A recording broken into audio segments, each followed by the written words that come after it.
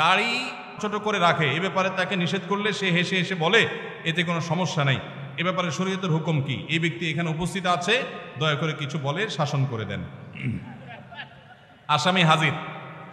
ভাইরা আমার, দাড়ি লম্বা করা এটা নবী সাল্লাল্লাহু আলাইহি ওয়াসাল্লামের নির্দেশ। তিনি বলেছেন আফুল্লুহা আরফুল্লুহা, তোমরা দাড়িকে ছেড়ে দাও।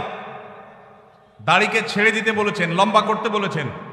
সাহাবীদের মধ্যে এক মুষ্টির পরে, বুখারীর হাদিসে এক মুষ্টির পরে অতিরিক্ত অংশ কাটার বিষয়টা সাব্যস্ত আছে। এর আগে এক মুষ্টির আগে সাহাবীদের কারো কাছ থেকে, নবী সাল্লাল্লাহু আলাইহি ওয়াসাল্লাম থেকে কোনো হাদিসে দাড়ি কাটা ছাটার কোনো প্রমাণ নাই।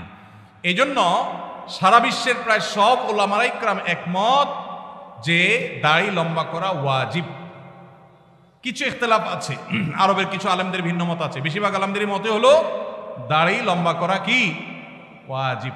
ইজিপশিয়ান কিছু আলেমদের ভিন্ন মত আছে, আরো কিছু আলেমদের ভিন্ন মত আছে। বাকি মেজরিটি আলেমদের মত হলো ওয়াজিব। আমরা বলি দাড়ি রাখা সুন্নত, সেটা সুন্নত এই অর্থে নবীজিও দাড়ি রেখেছেন, সেই হিসাবে সুন্নত। কিন্তু তিনি নির্দেশ করলে সেটা কি হয়ে যায়? সেটা আমভাবে ওয়াজিব হয়ে যায়, সেই হিসাবে দাড়ি রাখা ওয়াজিব। অতএব ভাই, যদি কেউ মনে করে দাড়ি না রাখলে সমস্যা নাই, তার কাছে সমস্যার ডেফিনিশনটা কি, সংজ্ঞাটা কি? কেউ তো বলতে পারে নামাজ না পড়লেও সমস্যা নাই, কিন্তু একজন মুসলমান মনে করবে আল্লাহর নবীর ওয়াজিব তরক করলে সমস্যা আছে না নাই? আছে। কিয়ামতের ময়দানে তার জন্য জবাবদিহি করতে হবে কি হবে না? হবে। তবে আমাদের ভাই কেউ হয়তো খোঁচা খোঁচা দাঁড়িয়ে রাখা শুরু করেছেন, আমরা তাকে অ্যাপ্রিসিয়েট করব, আমরা তাকে দূরে সরাবো না। আলহামদুলিল্লাহ ভাই শুরুটা করে দিয়েছেন, ইনশাআল্লাহ আল্লাহ এটাতে বরকত দিবেন। আমরা তাকে এটাকে লম্বা করার জন্য নসিহা করব। তবে সেই সাথে এটাও আমাদের মাথায় রাখতে হবে, দাড়ির চাইতে অনেক ইম্পর্টেন্ট নির্দেশ আছে আল্লাহর, যেগুলো আমরা অহরহ লঙ্ঘন করি। আছে না নাই? এটা শুনে আবার বেদাড়িয়ালা একটু খুশি হয়ে গেছে, যাক আমাদের পক্ষে একটু আসলো।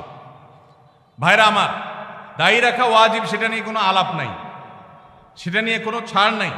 কিন্তু পাশাপাশি আমাদের এটাও মাথায় রাখতে হবে যে আল্লাহর অন্যান্য ফরজ বিধানগুলো মানতে হবে। অনেকে লম্বা দাড়ি আছে, মুখ খারাপ করে, আছে না নাই? বাংলা একটা প্রবাদ আছে, হাজী সাহেবের মুখ খারাপ। কি বলে? হাজী সাহেবের মুখ খারাপ। এই লম্বা দাড়ি নিয়ে মুখ খারাপ করে কি করে না? এই লম্বা দাড়ি নিয়ে দোকানদার দেশি মশারি আর ইন্ডিয়ান মশারি মিশায় দেশি মশারি তেলগুলো বিক্রি করে কি করে না? তাহলে দাড়ি আছে, তিনি ওয়াজিব আমল করেছেন, সবও পাবেন, কিন্তু যেই কাজটা করছেন ওইটা দাড়ি রেখে যে সব পাচ্ছেন তার চেয়ে অনেক বেশি ক্ষতি তিনি করছেন ওই কাজটা করে। ঠিক না ভাই? ঠিক। এই জন্য আমাদের পরিপূর্ণভাবে দ্বীনে প্রবেশ করতে হবে, আল্লাহ আমাদেরকে তৌফিক দান করুন। কিন্তু সেই সাথে দাড়িও লম্বা করার চেষ্টা করতে হবে। কিন্তু কোনো ভাই করছেন না, আমরা বেশিরভাগ মানুষ অন্যকে নিয়ে পড়ে থাকি। একটা বড় মুসিবত হলো বাংলাদেশে মানুষের, আমরা অন্যের চরকায় তেল একটু।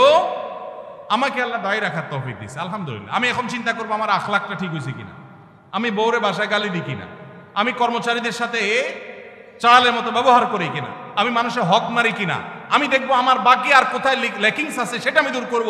আমি দাঁড়িয়ে আছে, এই জন্য যার দাড়ি নাই তারে খোঁচা মারি করি আমি, এটা তো কোনো মুসলমানের কাজ হতে। আমি চাইবো আমার ভাইয়ের দাড়ি লম্বা হোক, কিন্তু সেই সাথে আমি চাইবো আমার আরো যে দুর্বলতা আছে সেগুলো যেন দূর হয়। আল্লাহ আমাদেরকে আমলের তৌফিক দান করুন। মেসেঞ্জার গ্রুপ চ্যাটিং এ SMS এর মাধ্যমে ইজাব কবুল হয়েছে। দুজন সাক্ষীও ছিল মেসেঞ্জারে, কোনো মোহর উল্লেখ করা হয়নি। এখন বিবাহ হয়েছে কিনা? মেয়ের বয়স 13 বছর। আজকাল আমাদের অনেক যুবকরা আল্লাহর শরীয়তের সাথে তামাশা করে। তামাশা, এগুলো আল্লাহর শরীয়তের সাথে কি তামাশা?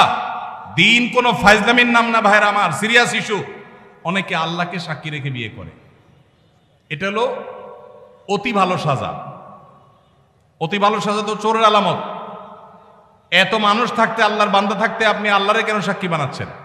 এই বিয়েগুলো বিশুদ্ধ নয়, এগুলো বিশুদ্ধ নয়, এগুলো জেনা হবে। বিবাহের জন্য দুজন সাক্ষীর উপস্থিতি, ইজাব কবুল থাকতে হবে। এই মেয়ে, বাচ্চা মেয়ে, তার বাবা কোথায়, মা কোথায়, অভিভাবক কোথায়, কোথাকার মেয়ে, জেনা করতে গিয়ে অনেক যুবককে শয়তান নেক্সুরতে ধোকা দেয়। তারা মনে করে আমরা হালাল করছি, অথচ তারা জেনায় লিপ্ত আছে। আল্লাহ আমাদের যুবক ভাইদেরকে হেদায়েত দান করুন। এগুলো জায়েজ নাই ভাই। কোনো ব্যক্তি